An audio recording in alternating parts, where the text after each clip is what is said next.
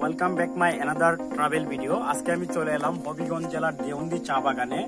আর এখানে আসার পর আমার মুহূর্তটা অনেক অনেক ভালো লাগতেছে। আমরা একটু আগে আমরা ওখানকার যে বাংলার যে মূল ম্যানেজার ওনার বাসায় গিয়েছিলাম, ওনার হাতের অরিজিনাল চা খেয়েছি এবং এখন যাবো এই বাগানের মালিক যিনি ওনার বাসায়, এবং আমার কাছে অত্যন্ত অনেক ভালো লেগেছে। আর আপনাদেরকে যদি আমি দেখাই, এই হচ্ছে একটি কুড়ি এবং দুইটি পাতা। এই দুইটি পাতা দিয়ে চায়ের মূল উপাদান যে ক্যাফেইন তৈরি করা হয়।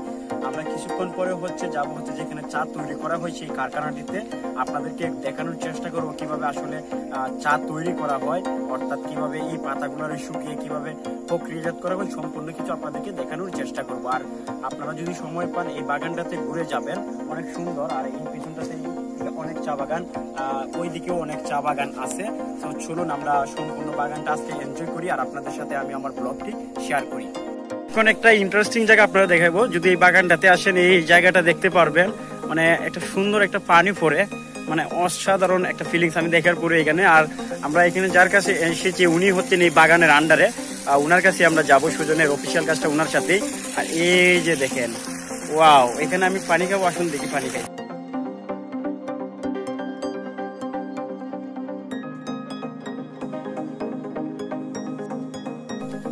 10-12 কেজি একজনের কত কেজি তুলতে পারেন সর্বোচ্চ একদিনে? ও, তাইলে তো অনেক তুলতে পারেন দিদি।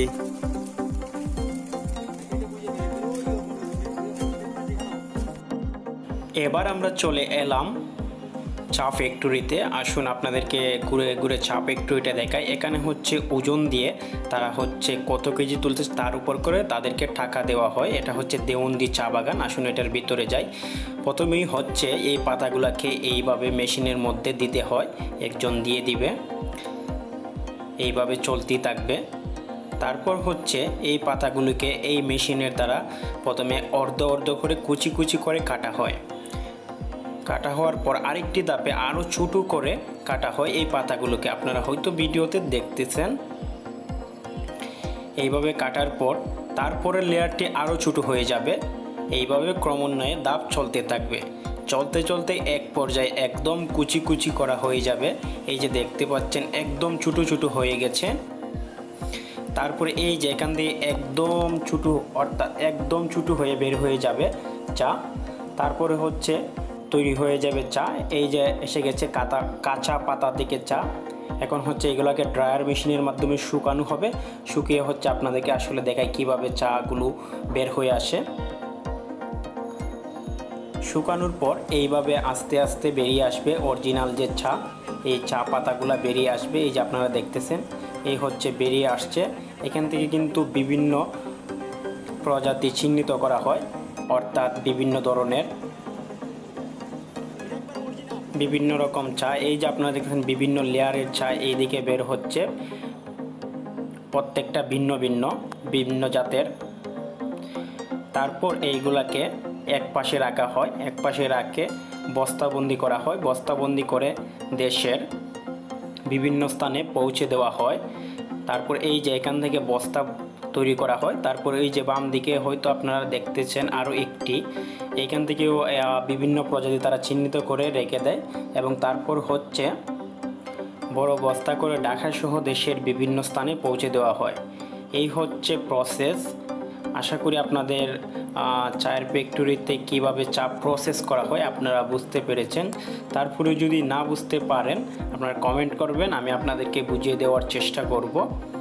তো আমরা বিভিন্ন ধরনের চা আপনাদেরকে দেখাইলাম। আশা করি আমার ভিডিওটি আপনাদের ভালো লাগে।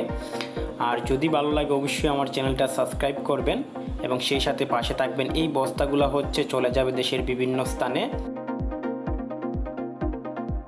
আমরা দেওন্দি চা বাগান যাওয়ার পথে একটা ইন্টারেস্টিং জিনিস দেখলাম। মানে জিনিসটা দেখে আমি হাসবো নাকি কাউরে দোষারোপ করবো আসলে বুঝতেছি না। এখানে একটা ব্রিজ দেখায় আপনাদের। এই দেখেন, ব্রিজটা প্রথমে ডাউন হয়েছে আবার আপ হচ্ছে। তো এই ব্রিজটাতে যে কোনো সময় যে কোনো ধরনের দুর্ঘটনা ঘটতে পারে। আর আমার ভিডিওটা যদি এই এলাকার কোনো ব্যক্তিবর্গ দেখেন যারা আসলে এখানকার দায়িত্বে, এটা যদি মেরামত করেন আসলে ওই এলাকার মানুষের জন্য ভালো হবে। যে কোনো সময় একটা দুর্ঘটনা ঘটতে পারে। ওইদিকে একটা কাদও হয়ে গেছে। তো আসলে আমার এটাই মেসেজ ছিল, যদি আপনার এলাকার কেউ দেখে থাকেন, অর্থাৎ যিনি আছেন জনপ্রতিনিধি, এটা ঠিক করার চেষ্টা করুন। যে কোনো সময় কিন্তু দুর্ঘটনা ঘটতে পারে। আমাদের চা ফ্যাক্টরিগুলো শেষ হয়ে গেছে। এখন আমরা হচ্ছে আমাদের ভিডিওটা এখানেই শেষ হচ্ছে। আর আপনাদের যদি আমার ভিডিওটি ভালো লাগে অবশ্যই আমার চ্যানেলটি সাবস্ক্রাইব করবেন। আমি প্রত্যেকবার একটি কথা বলি, আপনারা যদি সাবস্ক্রাইব না করেন, আপনারা যদি আমাকে সাহায্য না করেন, আসলে আমার চ্যানেলটা এগিয়ে যাওয়া সম্ভব না। তো আপনারা সবাই সাবস্ক্রাইব করবেন। আর যদি ভিডিওটা ভালো লাগে আপনারা অবশ্যই এই দিকটাতে ঘুরে যাবেন। তো আশা করি আপনাদের ভালো লাগছে। আর নেক্সটে আপনাদের সাথে দেখা হবে নতুন কোনো জায়গায়, নতুন স্থানে। সেই পর্যন্ত সবাই ভালো থাকবেন।